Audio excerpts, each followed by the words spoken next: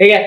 Hello नमस्ते नमस्कार मेरे प्यारे विद्यार्थियों, कैसे हैं? उम्मीद करते हैं कि मस्त होंगे। और आपके लिए लेकर आए हैं क्लास 10 का इकोनॉमिक्स का चैप्टर 2, जिसका नाम है राज्य एवं राष्ट्र के। आप बिहार बोर्ड से पढ़ते होंगे तो आपके बिहार बोर्ड के लिए बहुत ही जबरदस्त लेकर आए हैं टॉपिक। और पूरा थ्योरी पढ़ाएंगे, इसके बाद एक एक क्वेश्चन बताएंगे जो कि आपके एग्जाम में आता है और सीधे आपके एग्जाम में क्वेश्चन छपता है। तो अगर आप चाहते हैं कि हम एग्जाम में बेहतर करें और अच्छा क्वेश्चन हमें मिले, जो आपके बोर्ड एग्जाम में जो क्वेश्चन आता है, तो चैनल को क्या कीजिएगा, बेल आइकन को दबा लीजिएगा, ताकि जो है नोटिफिकेशन आए और जो वीडियो हम आपको बताएं बहुत ही भी आई वो टॉपिक आपके पास तक जाए। क्योंकि हमने विगत वर्षों में जो पढ़ाया था, जो नॉर्मल क्वेश्चन बताया था, वो लगभग क्वेश्चन एग्जाम में आए थे। इसका जीता जागता प्रमाण है, आप यूट्यूब पर देख सकते हैं जो क्या क्या मैंने पढ़ाया और कैसा क्वेश्चन है। आइए तो शुरू करते हैं सेकेंड चैप्टर, जिसका नाम है राज्य एवं राष्ट्र की आय। राज्य एवं राष्ट्र की आय, ठीक है। तो सबसे पहला टॉपिक यहाँ पर आएगा आपको कि आय क्या होता है। देखिए आय यानी इनकम।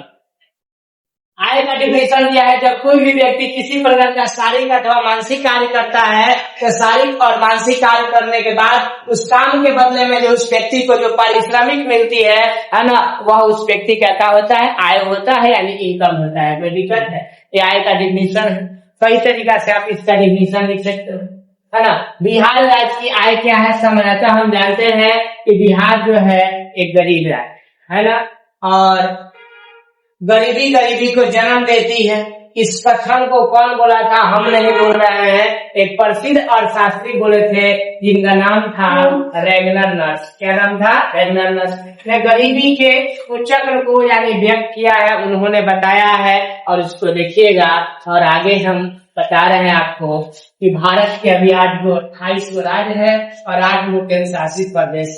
सबसे अधिक मतलब प्रति व्यक्ति आय जो है चंडीगढ़ का है, याद रखेंगे, जो क्वेश्चन पूछ सकता है।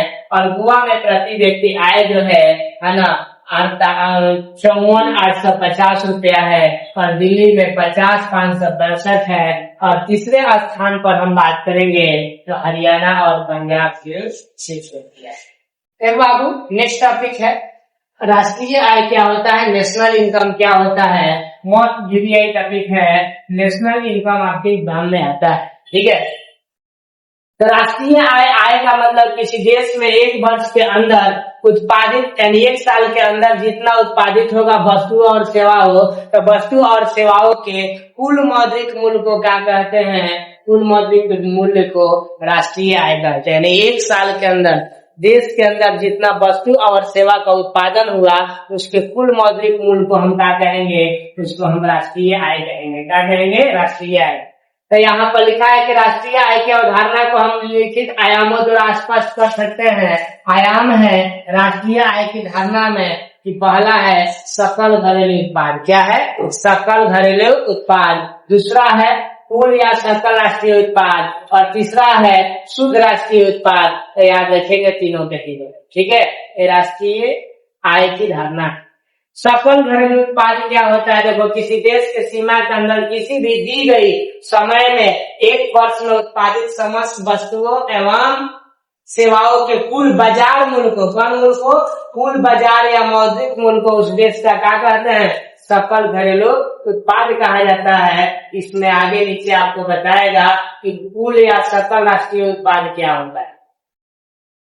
तो किसी देश में एक साल के अंतर्गत जितनी वस्तु और सेवाओं का उत्पादन होता है, उसको ही अगर हम मौद्रिक मूल्य में, किस मूल्य में? मौद्रिक यानी पैसा में अगर कन्वर्ट कर दे तो वो क्या कहलाता है? कुल राष्ट्रीय उत्पाद कहलाता है। क्या कहलाता है? कुल राष्ट्रीय उत्पाद।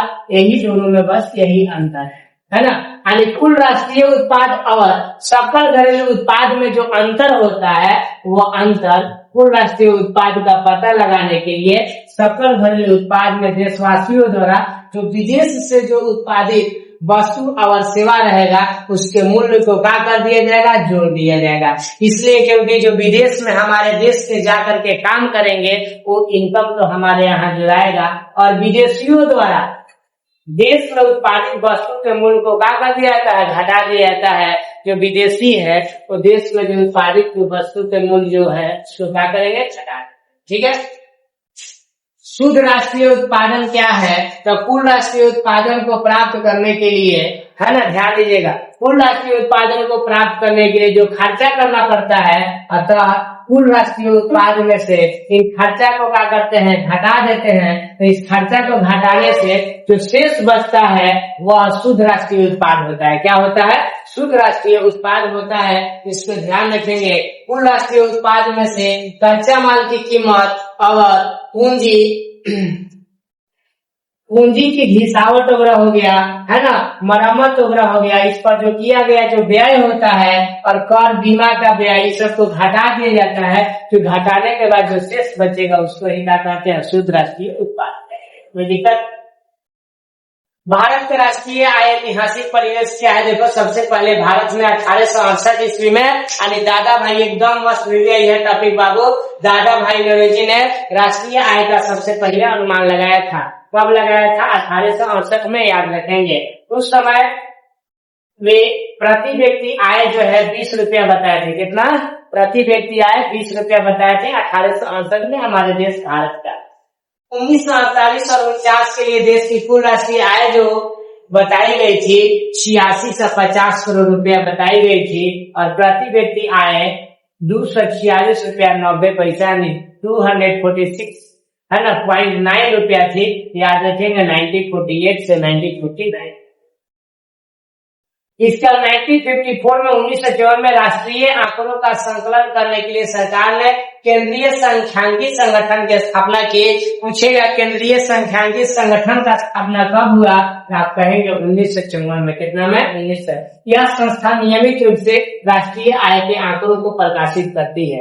अब है माय डियर प्रति व्यक्ति आय। देखिए, प्रति व्यक्ति आय के लिए एकदम बहुत सा प्यारा सा आपको डिफिनेशन दे देंगे। पहले आप देखिएगा, फॉर्मूला देख लीजिएगा।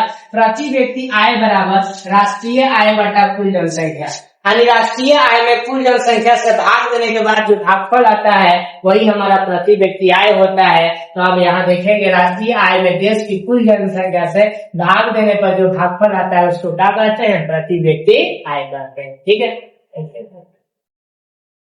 अमेरिका के प्रति व्यक्ति आय 46.46 अरब डॉलर है सर, और इंग्लैंड का 42,740 डॉलर है, और बांग्लादेश का 870 डॉलर। ठीक है।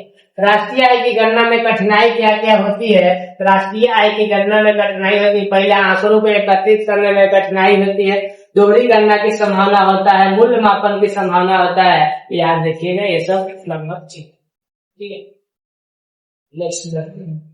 और आगे देखिएगा, आपके सामने स्क्रीन पर क्वेश्चन रहा। ठीक है, ये सब क्वेश्चन आंसर है जो कि मस्ट VBI है ना। आय से आप क्या समझते हैं? इकोनॉमिक्स का सेकंड चैप्टर का ये जो क्वेश्चन है मस्ट VBI क्वेश्चन है। पहला क्वेश्चन है कि आय से आप क्या समझते हो? इनकम क्या है? इनकम को देखेंगे, है ना, कि जब कोई भी व्यक्ति किसी प्रकार का शारीरिक अथवा मानसिक कार्य करता है तो शारीरिक मानसिक कार्य करने के बाद उसे जो पारिश्रमिक मिलती है, उसे जो वेतन मिलती है, वह वेतन उस व्यक्ति का क्या होता है? वह वेतन उस व्यक्ति का जो होता है वो क्या होता है बाबू? वो आय होता है। क्या होता है? आय। जैसे हम मान लीजिए मेहनत कर रहे हैं, अभी पढ़ा रहे हैं, पढ़ाने के बाद जो आप लाइक कीजिएगा, सब्सक्राइब कीजिएगा, शेयर कीजिएगा, जो हमें यूट्यूब की तरफ से पैसा आएंगे, ठीक है, वो हमारा क्या होगा? आय होगा। अभी इस उम्मीद में जी रहे हैं कि कहियो ना कहियो आएगा। आप लोग का प्यार मोहब्बत ऐसे बना रहा, ठीक है, तो थोड़ा सा प्यार मोहब्बत जरूर बनाइएगा। आइए,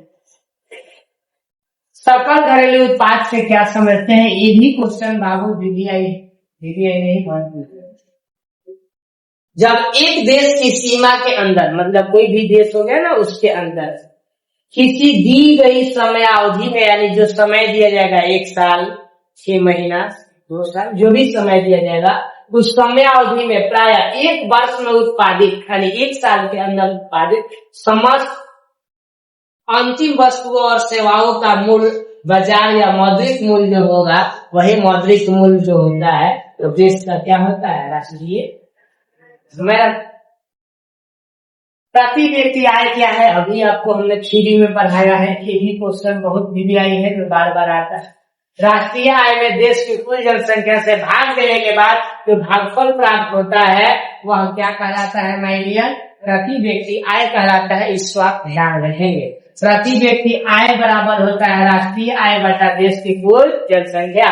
यानी प्रति व्यक्ति आय में देश की कुल जनसंख्या से भाग देने के बाद जो भागफल प्राप्त होता है उसे हम क्या कहते हैं? उसको हम क्या कहेंगे? प्रति व्यक्ति आय। भारत में सबसे पहले राष्ट्रीय आय की गणना कब और किसके द्वारा की गई? तो भारत में सबसे पहले बताया 1867 में दादा भाई नेहरू ने राष्ट्रीय आय का अनुमान लगाया था। उस समय प्रति व्यक्ति वार्षिक आय हमारी कितनी थी? मात्र और मात्र 20 रुपया थी। इस भारत में राष्ट्रीय आय की गणना किस संस्था के द्वारा की जाती है? तो भारत में राष्ट्रीय आय की गणना जो होती है केंद्रीय सांख्यिकी संगठन के द्वारा की जाती है। याद रखिए, ठीक है। राष्ट्रीय आय की गणना में होने वाली कठिनाई का वर्णन करें। ये भी क्वेश्चन ठीक ठाक आता है। राष्ट्रीय आय की गणना में होने वाली कठिनाई, पहला है आंकड़ों को एकत्र करने में कठिनाई, कहाँ से डाटा लाया जाए, कैसे आंकड़ा इकट्ठा किया जाए, इसमें कठिनाई होती है। और दूसरी नंबर जो होती है दोहरी गणना की संभावना होती है। यानी कभी कभी इसे हम क्या करते हैं, कभी कभी ये डबल जो है 2 बार जो है काउंट हो जाता है, 2 बार गिना जाता है, तो दोहरी गणना की संभावना हो गई। तीसरा नंबर है मूल्य के मापन में कठिनाई होता है कि कौन वस्तु कितना का मूल्य का है, उसको कैसे मापा जाए, ये सब समस्या हो जाती है। अब आय का गरीबी के साथ संबंध स्थापित करें, यानी आय का गरीबी के साथ क्या संबंध है? गरीबी का प्रति व्यक्ति आय पर बाबू बहुत ज्यादा प्रभाव पड़ता है। यानी गरीबी के कारण बचत का स्तर निम्न हो जाता है। यानी गरीबी के कारण जो बचत होगा, बचत का लेवल जो होता है निम्न हो जाता है। कम बचत के कारण पूंजी निर्माण दर बहुत कम होती है, जिससे विनियोग भी कम होता है, विनियोग इन्वेस्टमेंट भी कम होता है, जिसके परिणाम स्वरूप प्रति व्यक्ति आय पुनः क्या होती है? निम्न हो जाती है। यानी कोई गरीब होगा तो गरीब रह जाता है, अमीर है तो अमीर है। समझ रहे ना? इसमें हम यही कहेंगे कि अगर आप गरीब घर में जन्म लिए हैं तो गरीब घर में जन्म लेना कोई पाप नहीं है। गरीब घर में जन्म लेना कोई पाप नहीं है, लेकिन गरीब बनकर यानी गरीब रह कर मर जाना पाप। यानी आप मेहनत कीजिए और अपने दम पर इस तरीके अपना नाम कमाइए कि आपके नाम से आपके पिताजी का नाम। समझ रहा ना? ऐसे मेहनत कर। ये सब क्वेश्चन इम्पोर्टेंट था। राष्ट्रीय आय की परिभाषा दीजिए, इसकी गणना में कौन कौन, ये भी क्वेश्चन आता है जो हमने लघु तरीके में बताया है, वही क्वेश्चन इसमें है। राष्ट्रीय आय की गणना, ठीक है, इसको देख ले।